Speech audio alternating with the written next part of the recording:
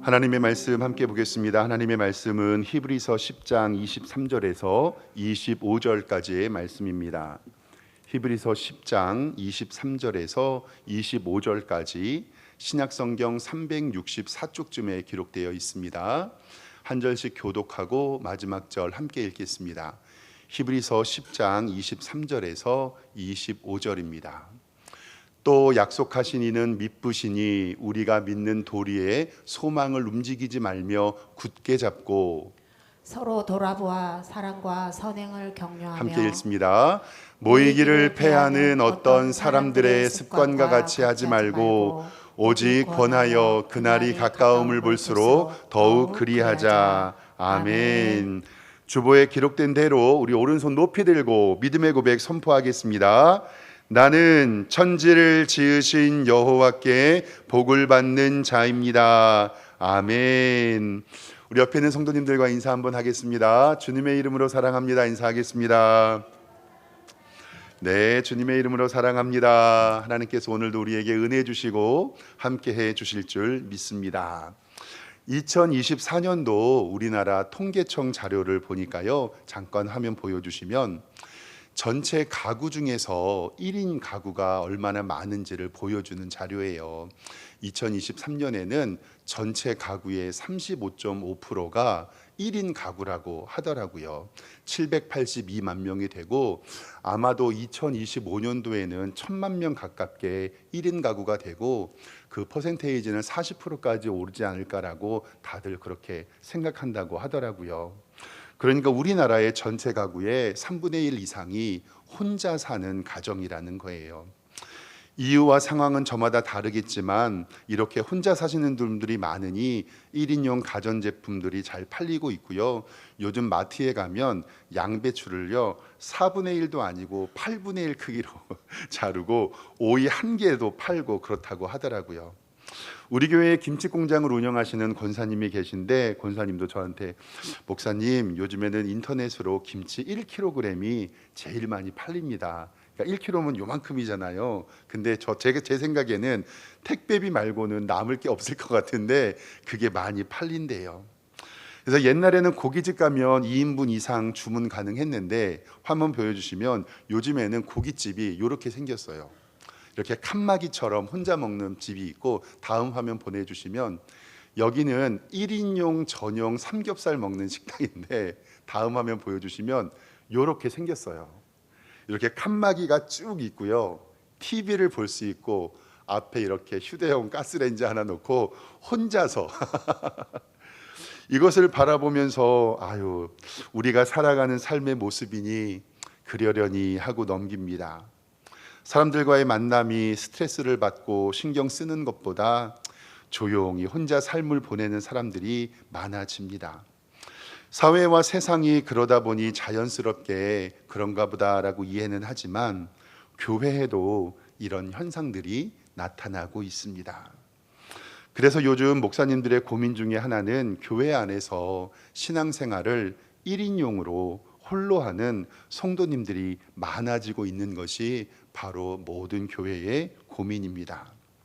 성도들과의 교제와 연합이 중요한데 저 어렸을 때 옛날 어르신들이 이런 말, 좀 일본 말이더라고요. 찾아보니까 인생은 독고다이라고 사전을 찾아보니까 스스로 결정하고 홀로 일을 처리하는 사람을 속되게 일컫는 말, 이렇게 되어 있더라고요.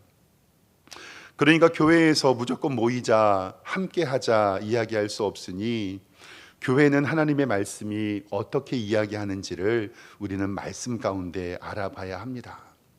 때로는 어떤 성도님들은 이렇게 질문하시는 분들도 있습니다. 목사님, 예수님만 믿으면 되는데 왜 자꾸 구역 예배 나오라고 하고 모임에 참석하라고 해요? 저는 싫어요. 저는 혼자 예수님 믿을래요. 아마 오늘 이런 질문에 대한 해답일 수 있을 것 같습니다. 예수님은 믿는데 왜 교회에 나와야 하냐? 교회 안에서 모이기를 힘쓰며 연합해야 하는지를 오늘 본문은 이야기합니다. 히브리서는 우리의 대제사장이신 예수님께서 우리를 위해 십자가 지셔서 더 이상의 구약의 제사는 없다라는 것을 먼저 선포합니다. 오늘 말씀은 전에 나오는 10장 11절 말씀을 좀 보면요, 이렇게 기록됩니다. 제사장마다 매일 서서 섬기는 자주 같은 제사를 드리되 구약의 제사장들은 그랬죠. 이 제사는 언제나 죄를 없게 하지는 못해요. 그 제사를 드리는 순간만 죄를 없게 할 수 있습니다. 그런데 12절에 오직 그리스도는 죄를 위하여 한 영원한 제사를 드리고 저 한 영원한 제사가 바로 십자가의 능력입니다. 하나님 우편에 앉으사 그가 거룩하게 된 자들을 한 번의 제사로 영원히 온전하게 하셨느니라. 아멘. 영원한 제사는 예수님의 십자가의 은혜를 말합니다. 그리고 우리가 이전에 율법 시대에 들어갈 수 없었던 거룩한 성소에 들어가게 되고 우리는 예수님의 보혈로 구원을 얻습니다. 히브리서 10장 19절에 계속해서 이렇게 말씀하시죠. 그러므로 형제들아 우리가 예수의 피를 힘입어 성소에 들어갈 담력을 얻었나니 그 길은 우리를 위하여 휘장 가운데 열어놓으신 새로운 살 길이요 그 휘장은 곧 그의 육체니라 라고 말씀합니다. 예수님을 믿고 구원받고 우리는 하나님의 교회의 공동체의 일원이 됩니다. 그리고 저러한 십자가의 구원을 이야기하고 나서 오늘 설교 본문이 등장하게 되는 것입니다. 오늘 성경 본문 23절을 좀 보겠습니다. 성경을 보면은요, 또 약속하신 분은 믿으시니 우리가 믿는 도리의 소망을 움직이지 말며 굳게 잡고, 그리고 오늘 본문의 키포인트죠. 24절과 25절 서로 돌아보아 사랑과 선행으로 격려하며 모이기를 패하는 어떤 사람들의 습관과 같이 하지 말고 오직 권하여 그날이 가까움을 볼수록 더욱 그리하자라고 성경은 이야기합니다. 주님이 오시는 날 궁극적으로는 종말을 이야기하죠. 주님이 오시는 날 궁극적으로는 종말이 다가올수록 모이기를 패하며 모이지 말자고 이야기하는 사람들이 있는데 그 사람들은 그것을 습관과 같이 주장할 것이라고 성경은 이야기를 합니다. 그러니까 종말이 다가올수록 모이자고 하는 사람이 많을까요? 모이지 말자고 하는 사람이 많을까요? 모이지 말자라는 사람이 많은 거예요. 서두에 말씀드렸던 것처럼 예수님의 십자가의 사랑은 믿습니다. 예수님의 피를 의지하여서 우리는 성소에 들어갑니다. 근데 예수님만 믿으면 되는데 왜 자꾸 교회 나오라고 하고 구역 예배 참석하라고 하고 모임에 나오라고 하는지 이해가 되지 않습니다. 이 질문에 조금의 해답을 드리겠습니다. 예수님은 믿는데 왜 교회에 나오고 구역과 모임에 참석해야 하냐면 신앙생활은요 혼자 할 수 없는 본질적인 관계적으로 이루어져 있기 때문에 그렇습니다. 신앙생활은 절대로 혼자 할 수 없습니다. 하나님과의 관계를 이루고 성도와의 관계를 이루며 교회 안에 사람들과 때로는 부딪히고 때로는 협력하며 때로는 함께 기도하며 우리의 신앙이 성장하는 것입니다. 그래서 그 관계가 성립되지 않으면 우리의 신앙은 발전할 수가 없습니다. 우리가 믿는 하나님도 여러분들 잘 아시는 것처럼 성부와 성자와 성령 하나님이 계십니다. 이것은 2000년 전에 삼위일체의 신학의 교리가 완성되어졌고 이 신학은 이제는 정립이 되었습니다. 성부와 성자와 성령 하나님이 한 분이시다. 이것을 기도라는 것으로 한번 예를 들어서 설명을 해보겠습니다. 우리는 성부 하나님 앞에 기도해요. 누구에게 기도한다고요? 성부 하나님께. 그런데 성부 하나님 앞에 기도하기 위해서는 그 이름의 권능을 의지해야 되는데 성자 예수님의 이름으로 기도해야 그 기도가 하나님께로 갑니다. 그런데 여기에서 성자 예수님의 이름으로만 기도한다고 해서 우리의 기도가 상달되는 것이 아니라 성령 하나님께서 우리의 기도를 도우십니다.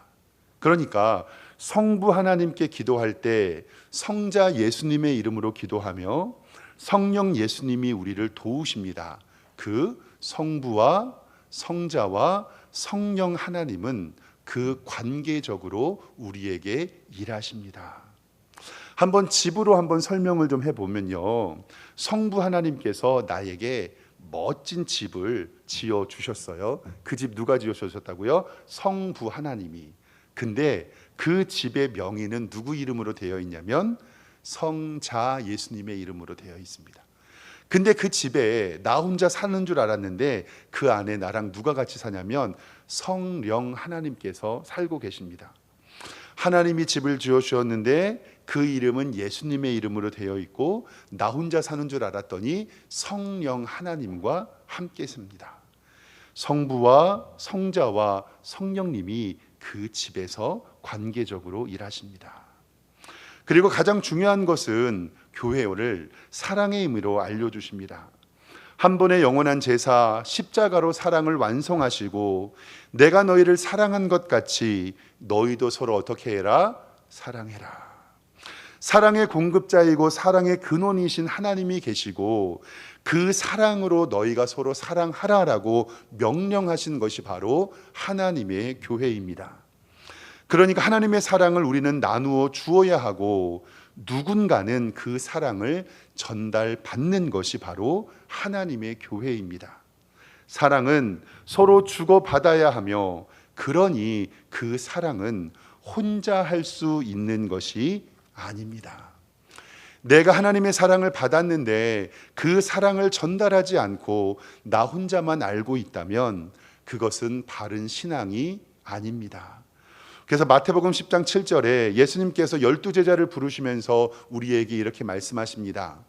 가면서 전파하여 말하되 천국이 가까이 왔다 하고 병든 자를 고치며 죽은 자를 살리며 나병 환자를 깨끗하게 하며 귀신을 쫓아내되 그리고 밑줄 거는 게 정말 중요한 말씀이에요.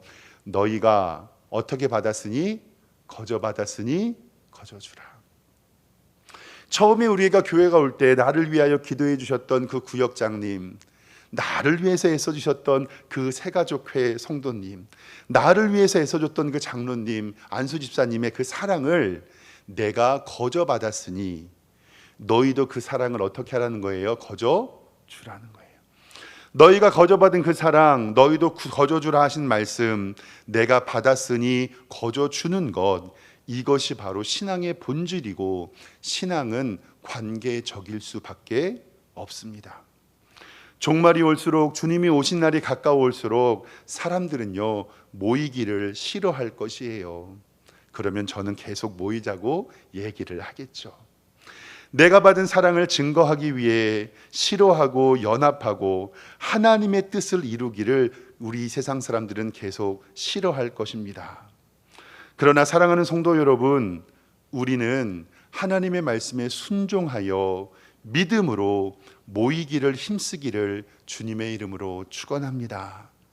거저 받았으니 거저 주어야 하고 성경에 모이기를 힘쓰라고 했으니 우리는 성경의 말씀에 따라 모이기를 힘쓰며 주님의 때를 기다려야 할 것입니다. 다시 한번 오늘의 본문 23절을 보면요, 또 약속하신 이는 미쁘시니 예수님의 십자가를 얘기하죠. 우리가 믿는 도리의 소망을 움직이지 말고 굳게 잡고 교회에서 모일 수 있는 유일한 근거가 우리의 믿는 도리의 소망이니까 뭐밖에 없다는 거예요? 예수님의 십자가밖에 없다는 것입니다. 그 십자가를 의지하며 24절에 서로 돌아보고 사랑과 선행으로 격려하고 모이기를 힘쓰라라고 우리에게 말씀합니다. 2000년 전 초대교회에서도 많은 사람들이 교회에 모였습니다. 그때는 질서도 없고 어떤 교회의 시스템도 없었습니다. 어떤 기준도 없었는데 사도 바울은 빌립보 교회와 골로새 교회에게 하나님의 교회는 이렇게 운영되어야 된다라고 우리에게 말씀해 주셨습니다. 빌립보서 2장 3절 말씀을 보겠습니다. 교회에서 아무 일이든지 다툼이나 허영으로 하지 말고 오직 겸손한 마음으로 각각 자기보다 남을 낮게 존귀히 여기라는 거예요. 각각 자기의 일을 돌볼 뿐더러 또한 각각 다른 사람의 일을 돌보아 나의 기쁨을 충만하게 하라 하셨고, 교회 안에서 모든 일을 원망과 시비가 없게 하라고 우리에게 말씀합니다. 그리고 골로새의 교회는 편지에게도 이렇게 말합니다. 누가 누구에게 불만이 있거든 서로 용납해라. 피차 용서하고 주께서 너희를 용서하신 것 같이 너희도 그리하라. 이것이 교회다라고 말씀하시는 거예요. 이 모든 것 위에 사랑을 더하고 이는 온전하게 매는 띠니라. 그리고 교회에서 무슨 일을 하든지 마음을 다하여 주께 하듯 하고 사람에게 하듯 하지 말라라고 우리에게 말씀합니다. 이렇게 하나님의 교회는 성도의 사랑으로 이루어지는 공동체, 그리고 관계적으로 형성되어집니다. 이러한 하나님의 교회가 사랑의 공동체가 되기 위한 가장 기본적인 바로 공동체가 여러분들이 속해 있는 바로 이 구역입니다. 구역. 어느 교회에서는 속회라고도 하고 구역이라고도 하고 셀이라고도 하고 목장이라고도 하고 다락방, 사랑방이라고도 이야기를 합니다. 그런데 이름은 다를 수는 있지만 교회의 가장 작은 공동체가 여러분들이 속해 있는 구역입니다. 성경에서 이야기하는 가장 사랑의 공동체가 이 구역인데, 공동체나 단체나 모든 기구에는 조직이 있지요. 하나님의 교회에도 조직이 있습니다. 우리나라에도 조직이 있죠. 대한민국이 있고 나눠져 있는 인천광역시, 광역시 안에서 우리 교회는 서구에 있고요. 서구 안에도 오류 안길동 지역에 있습니다. 여러분 잘 아시는 군대의 조직도 육해공군이 있고 군단이 있고 그 밑에 사단이 있고 여단이 있고 대대가 있고 중대가 있고 소대가 있고 분대가 있습니다. 이스라엘 백성들도 출애굽하면서 광야 40년을 지나면서 12개의 지파로 나누어져 있었고 1000부장과 100부장과 50부장과 10부장, 그래서 교회에서 일반적으로 지역과 교구 그리고 구역으로 나눠서 그 조직을 정비하지요. 우리 교회는요, 형제 구역 2개 그리고 자매 구역 6개로 나누어지는데요. 여러분 나누어 드린 주보 있죠? 우리 주보, 우리 사쪽을 좀 한번 살펴보기를 원합니다. 혹시 이름이 빠진 성도님들이 계시면은 저에게 좀 알려주시고, 새가족 성경 공부를 마친 후에 구역이 편성이 됩니다. 먼저 사쪽에 중간 아래에 보면 구역 편성이 되어 있는데, 내 이름이 어디에 속해 있고 우리 구역장님이 누굴까 오늘은 잠깐 소개하려고 하는데, 구역장을 제가 이름을 부르면 잠깐 자리에서 일어나 주시기를 바랍니다. 먼저 형제1 구역장에 우리 허태룡 집사님 잠깐 자리에서 일어나 주십시오. 감사합니다. 형제2 구역장에 잠깐 일어서 계세요. 잠깐만. 이 구역장에 유아실에 계신 우리 박한성 집사님 잠깐 자리에서 일어서 주시고요. 그리고 자매1 구역장에 우리 홍청자 권사님 저희 잠깐 자리에 서 주시고, 자매2 구역장에 서명진 집사님, 그리고 자매3 구역에 강영혜 권사님, 그 다음에 4 구역장에 윤순아 권사님, 그리고 5 구역장에 이성빈 권사님, 그리고 6 구역장에 김소혜 집사님이십니다. 그리고 여러분들의 이름이 적힌 그 구역장님들이 여기 계시니까 우리 환영의 박수 뜨겁게 한번 부탁드립니다. 네, 자리에 앉아주세요. 너무너무나도 감사합니다. 이렇게 하나님의 구역이 중요한 이유는, 하나님의 교회는 구역으로 말미암아 관계적으로 형성이 되고 그 가운데서 기도 제목을 나누며 함께 기도하며 협력하는 가장 작은 기구가 바로 이 구역입니다.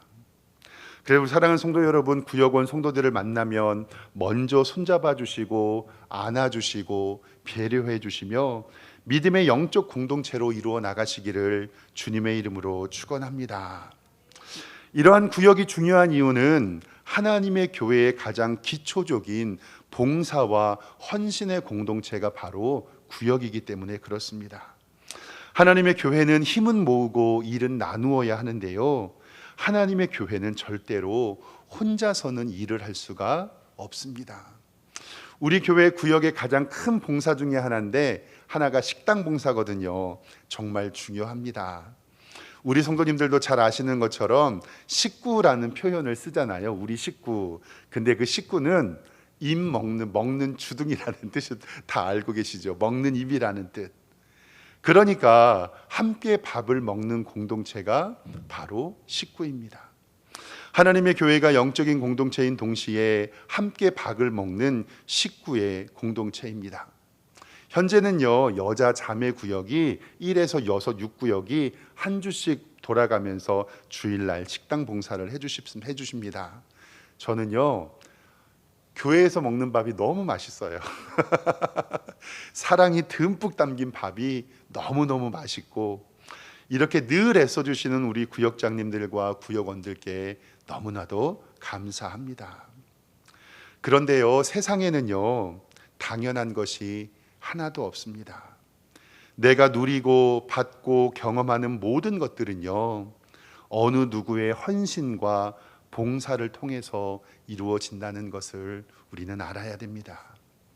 내가 점심에 맛있게 식사하는 것도, 내가 깨끗한 예배당에서 예배를 드리는 것도, 깨끗한 화장실을 사용할 수 있는 것도, 은혜로운 예배를 드리는 것도, 매 주일날 주보를 보는 것도, 식사를 마치고 맛있는 커피 한 잔을 하실 수 있는 것도 거저 당연한 것이 아니라 이름도 없이 빛도 없이 섬기는 귀한 성도들의 헌신임을 꼭 기억해 주시기를 바랍니다.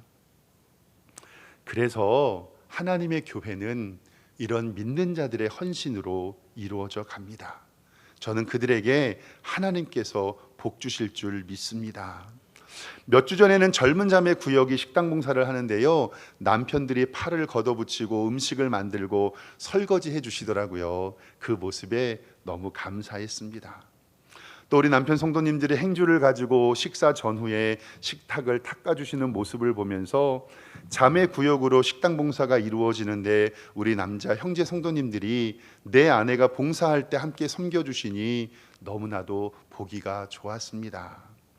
이렇게 남편들이 아내가 봉사할 때 함께 섬겨주시니 은혜가 되었습니다. 사랑하는 성도 여러분, 6년 전에 벌써 코로나가 있는 지 6년이 지났습니다. 그로 인해서 교회의 소그룹이 많이 없어졌어요. 그때 기억해 보면 전 세계가 교회와 모든 것들이 어려움을 당했죠. 그래서 지금 코로나가 지난 6년이 지난 지금도 각 교회마다 소그룹, 즉 구역을 다시 회복하려고 노력하는데 그게 잘 안 됩니다. 코로나 이후에 어려운 교회들이 많이 있습니다. 근데요, 코로나가 끝나고 난 이후에 부흥하는 교회의 특징이 있는데 가장 큰 특징은 바로 구역 예배가 살아나는 교회입니다. 부흥하는 교회의 특징은 바로 구역 예배가 살아나며 하나님의 은혜를 구역에서 누리고 있다라는 사실이에요. 근데 어두워지는 교회는 점점 구역 예배가 사라지고 있습니다.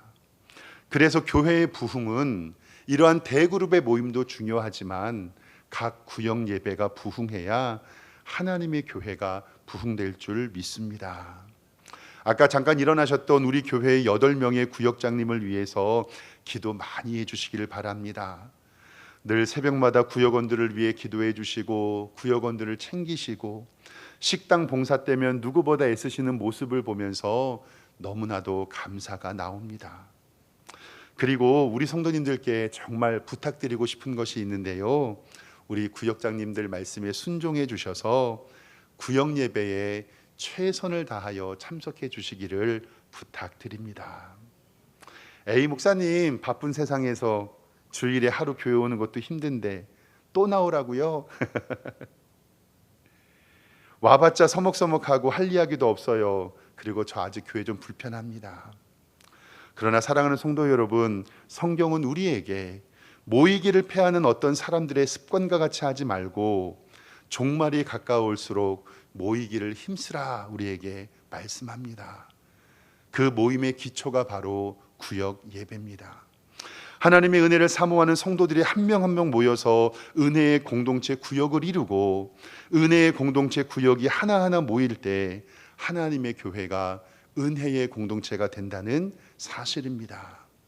구역이 든든하게 서야 우리 교회가 부흥될 줄 믿습니다.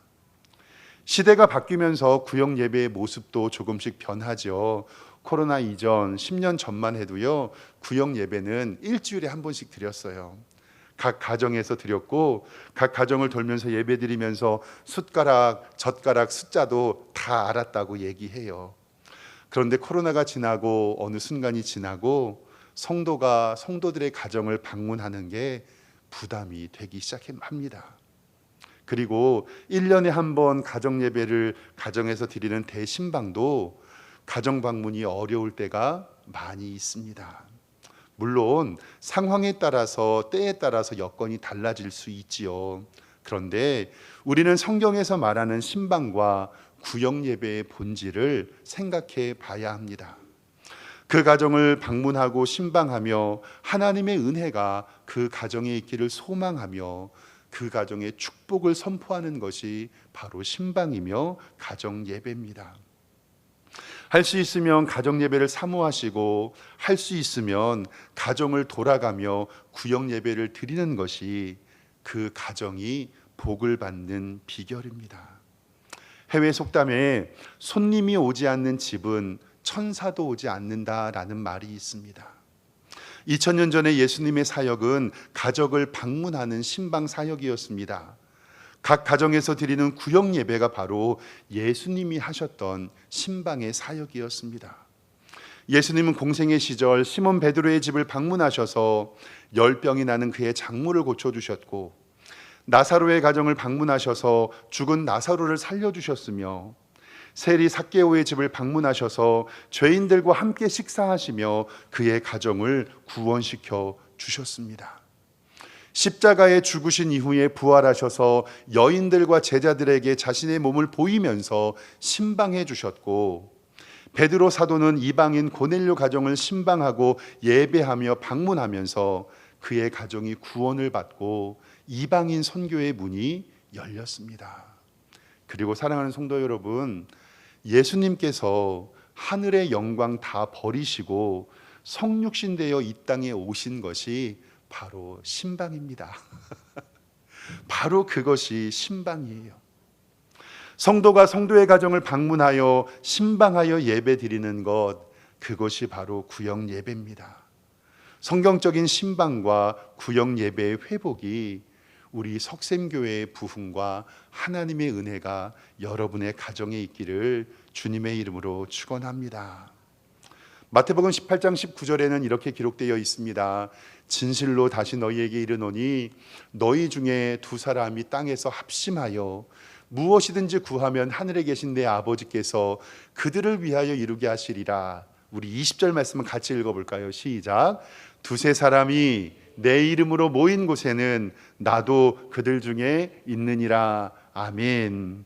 특별히 8명의 구역장님들 힘내십시오. 목사님과 예배 드릴 때는 많이 다 참석했는데 저 혼자 예배 드리니까 성도들이 아무도 안 와요. 근데 오늘 말씀에 분명히 두세 사람이 예수님의 이름으로 모인 곳에는 나도 그들 중에 있다고 말씀하십니다. 구역 예배 드리면서 사람이 적고 아무도 안 온다고 걱정하거나 답답해하지 마십시오. 두세 사람이 예수님의 이름으로 모인 곳에 예수님이 함께 하신다고 말씀하십니다. 우리 구역장님들의 헌신과 믿음으로 구역원들이 하나씩 세워질 것이며 우리 구역원들은 그 기도의 응답으로 열심히 예배 드릴 것을 저는 믿습니다. 그리고 지금은 8개의 구역이지만 앞으로 우리 교회가 그 구역이 16개, 나아가서 32개로 구역으로 부흥될 줄 믿습니다. 성도 한 명 한 명이 모여서 구역을 이루고 그 구역 하나하나가 모여 하나님의 교회가 이루는 것이 바로 우리 석샘 교회입니다. 오늘 주보 5쪽 다시 보면은요, 오늘은 6월 셋째 주, 오늘은 우리 구역 모이는 날입니다. 따로 이름 정하지 않고 간편하게 오늘은 우리 구역 모이는 날입니다. 성도 여러분, 예배 마치시고 그냥 집으로 가지 마시고 식당에 올라가면요, 구역마다 편말을 제가 올려놨거든요. 함께 식사하시고 교제 나누시고 기도 제목 나누시면서 하나님의 은혜 함께 나누셨으면 좋겠습니다. 사도행전 2장 46절에는 이렇게 기록하고 있습니다. 날마다 마음을 같이하여 성전에 모이기를 힘쓰며 집에서 떡을 떼며 기쁨과 순전한 마음으로 음식을 먹고 하나님을 찬미하며 또 온 백성에게 칭송을 받으니 그런 교회는 주께서 구원받는 사람을 날마다 더하게 하시니라. 아멘. 우리 석샘교회가 초대교회의 부흥이 있기를 소망합니다. 그 부흥의 시작은 모이기를 힘쓰는 구역이 될 것입니다. 모이기를 힘쓰며 은혜로운 구역을 만드는 우리 이 성도들 위에 하나님의 풍성한 은혜가 넘치기를 주님의 이름으로 축원합니다. 기도하겠습니다. 하나님 아버지, 은혜와 사랑에 감사합니다. 종말이 다가올수록 세상 사람들은 모이지 말자고 이야기할 것입니다. 그러나 사랑하는 성도 여러분, 사랑하는 하나님, 우리 교회는 모이기를 힘쓰며 서로 돌아보여 선행과 격려하며 하나님의 은혜를 구하는 복된 믿음의 공동체가 될 수 있도록 인도하여 주시옵소서. 함께 만나면 기쁘고 행복하여 헤어질 때 아쉬운 좋은 믿음의 구역이 넘치게 하여 주시고, 그 구역이 든든히 서 하나님의 은혜가 가득한 복된 교회로 인도하여 주시옵소서. 예수 그리스도의 이름으로 기도드리옵나이다. 아멘.